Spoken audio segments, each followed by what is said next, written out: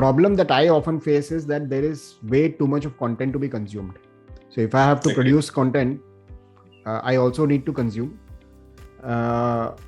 probably much larger quantity compared to what I'm going to produce, because it's going to be a function of what I'm consuming.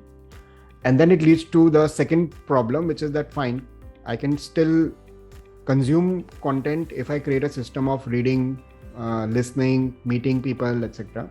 Right. But then I need a system to store. So the problem statement is that, is there a better system to store and locate when the information is too much? Right.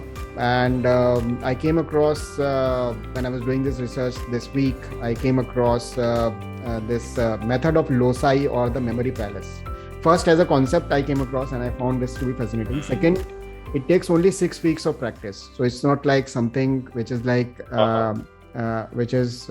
it might sound a lot. 6 weeks is a lot, but still compared to the result that it produces, it's marginal, because it's used by professionals, folks who need stronger memory, chess players and other folks who in their profession they need superior memory. It's a method used by them.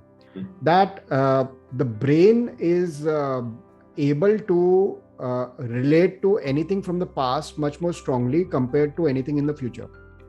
So sounds like obvious, but here is the example that when you are reading a new article or you are listening to an expert, you are trying to imagine how it will change something for you, right? How you will apply it in your life. Right? That's what happens.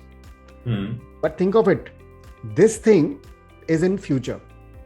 What the expert is saying, you applying it is in the future. It's a difficult thing for the brain. So when you read something and you associate it with this is how I would now change stuff in my life. It's a difficult association. Now the easier part, which is where this principle and the memory palace comes in, is that if you can link whatever you are reading or listening to some person with something in the past. Then figuring out, taking that learning, saying that if I encountered a similar situation in my past, how would I apply it, versus imagining if I were to face this in the future, this is what I need to do.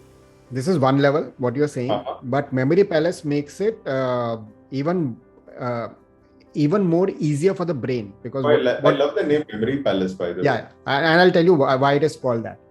So here the association is not with an event in the past.